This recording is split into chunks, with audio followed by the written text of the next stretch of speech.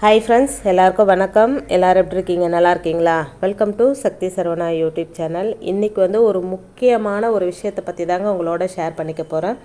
அதாவது ஆண்கள் வீட்டில் விளக்கு ஏற்றலாமா? வீட்டில் விளக்கு ஏற்றுற ஆண்கள் கட்டாயம் தெரிஞ்சிக்க வேண்டிய விஷயங்கள் என்னென்ன? நிறைய பேருக்கு இந்த டவுட் இருக்குது. வீட்டில் ஆண்கள் விளக்கு ஏற்றலாமா? ஆண்கள் ஏற்றின விளக்கு ஆண்கள் தான் குளிர்விக்கணுமா? அப்படின்ற விஷயங்கள் நிறையவே இருக்குங்க. நிறைய பேருக்கு அது கன்ஃபியூஸாகவே இருக்குது. அதை பற்றினா ஒரு டீட்டெயில்டு விஷயத்தை உங்களோட நான் ஷேர் பண்ணிக்கிறேங்க.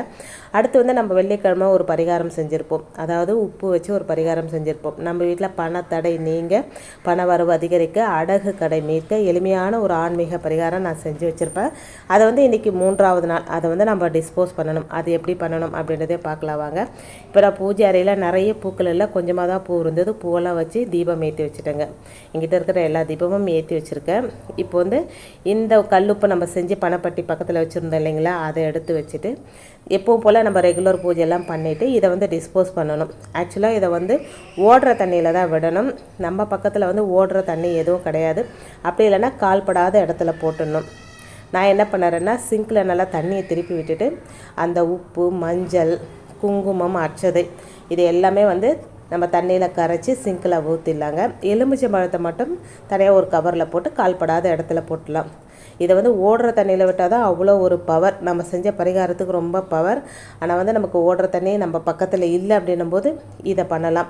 இதுக்கும் வாய்ப்பு இல்லை அப்படின்றவங்க நீங்கள் கால்படாத இடத்துல கூட போட்டுடலாங்க. நான் இப்போ சிங்கில் கரைச்சி விட்டுறேன் எல்லாத்தையுமே. கொஞ்ச நேரம் தண்ணியை ஓட விட்டுட்டு நல்லா அது இப்போ நம்ம இது இப்படி செய்கிறதும் ஓடுற தண்ணியில் விடுறதுக்கு ஒரு 70% பலன் இருக்கும்னு வச்சுக்கோங்களேன்.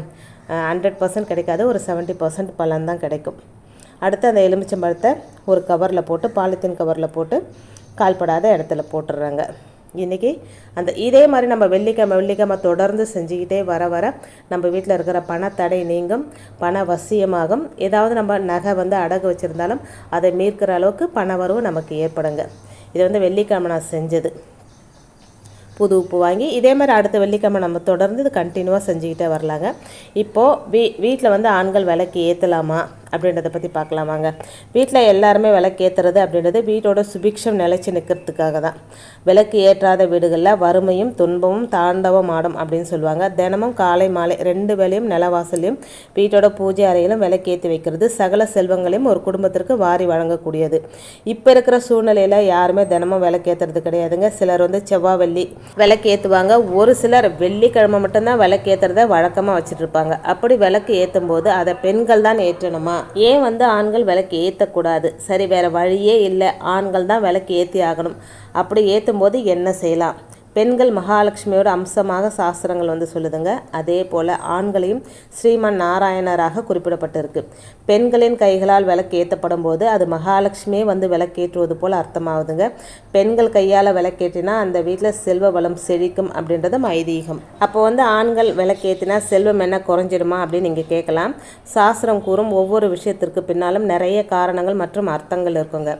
அந்த காலத்தில் எல்லாம் காலையில் வேலைக்கு போன ஆண்கள் மாலையில் வீடு திரும்பும்போது ரொம்ப சோர்வாக இருப்பாங்க. அதனால தான் அவங்க இறை வழிபாட்டில் அவ்வளோவா ஆர்வம் இருக்காது. ஆனால் காலையிலேருந்து வீட்டிலேயே இருக்கும் பெண்களுக்கு மாலையில் விளக்கேற்றும் போது பக்தியில் அதிக ஈடுபாடு இருக்கும். எந்த ஒரு வழிபாட்டையும் முழு ஈடுபாட்டுடன் செய்யும் பொழுது தான் அதற்கு பலனும் உண்டு. ஆனால் இப்போ இருக்கிற நிலை வேறு. பெண்களும் ஆண்களும் இணையாக வேலைக்கு போக ஆரம்பிச்சிட்டாங்க. இருந்தாலும் ஆண்கள் இன்னும் வீட்டில் விளக்கேற்றக்கூடாது அப்படின்னு கூறப்படுவது ஏன்? பொதுவாக பிரசித்தி பெற்ற கோவில்களுக்கு ஆண்கள் ஆடை அணிவதில் 1008 விதிமுறைகள் விதிக்கப்படுதுங்க. ஆன்மீக ரீதியாக ஆண்கள் இறை வழிபாட்டில் ஈடுபடும் பொழுது மேல் சட்டை அணியக்கூடாது. அதுபோல வேஷ்டியை தவிர வேற எந்த ஒரு உடையும் உடுத்தக்கூடாது. குளிக்காம இறை வழிபாடு செய்யக்கூடாது. இப்படி நிறைய விதிமுறைகளை கடைபிடித்து ஒருவர் முழு பக்தியுடன் இறைவனை வழிபடும் பொழுது அவர்களுக்கு உண்மையிலேயே பலன்கள் அதிகம் உண்டு. அதே விதிமுறைகளை தான் வீட்டிலும் அவர்கள் கடைபிடிக்கணும். வீட்டில் ஆண்கள் விளக்கேற்றும் போது மேல் சட்டை அணியாமல் பனியன், ஃபேண்ட், லுங்கி போன்ற உடைகளை தவிர்த்து வேஷ்டி மட்டும் அணிந்து கொண்டு சுத்தபத்தமாக நெற்றியிலும் மார்பிலும் விபூதி தரித்து கொண்டு விளக்கேற்றினால் அதற்குரிய பலன்கள் தனித்துவமாக கருதப்படும். இந்த வகையில் ஒரு ஆண் வீட்டில் தாராளமாக விளக்கேற்றலாம். ஆனால் இதை பலரும் சரியாக கடைபிடிக்க மாட்டாங்க. அப்படின்றதுனால தான் பொதுவாகவே ஆண்கள் விளக்கேற்றக்கூடாது அப்படின்னு சொல்லப்பட்டிருக்குங்க. அதோட இன்னொரு முக்கியமான விஷயம், ஆண்கள் வீட்டில் விளக்கேற்றினா அதை பெண்கள் குளிர்விக்கக்கூடாது, ஆண்களும் குளிர்விக்கக்கூடாதாங்க. அது தானாகவே தானாகவே குளிரணும், அதாவது எண்ணெய் தீர்ந்து தானாகவே குளிரணும் அப்படின்னு சொல்லப்பட்டிருக்குங்க. பெண்கள் விளக்கேற்றினால் ஆண்கள் குளிர்விக்கக்கூடாது, பெண்கள் தான் குளிர்விக்கணும். அதை வந்து தானாகவே குளிர்விக்கக்கூடாது. இதுவும் ஒரு விதிமுறை இருக்குங்க. நம்ம விளக்கேற்றுறதுல நிறைய விஷயங்கள் இருக்குது, நம்ம ஒவ்வொன்றா பார்த்துட்டே வரலாங்க. இன்றைக்கி வீடியோவில் நான் சொன்ன விஷயங்கள் உங்களுக்கு பிடிச்சிருந்தது அப்படின்னா ப்ளீஸ் சேனலுக்கு சப்ஸ்கிரைப் பண்ணி சப்போர்ட் பண்ணுங்கள். உங்களுடைய ஒவ்வொரு சப்போர்ட்டும் எனக்கு அடுத்தடுத்து வீடியோ பண்ணுறதுக்கு மிகப்பெரிய ஒரு மோட்டிவேட்டாக இருக்குங்க. இந்த வீடியோ உங்கள் ஃப்ரெண்ட்ஸ் அண்ட் ஃபேமிலிக்கு ஷேர் பண்ணி விடுங்க. தேங்க்ஸ் ஃபார் வாட்சிங் ஃப்ரெண்ட்ஸ்.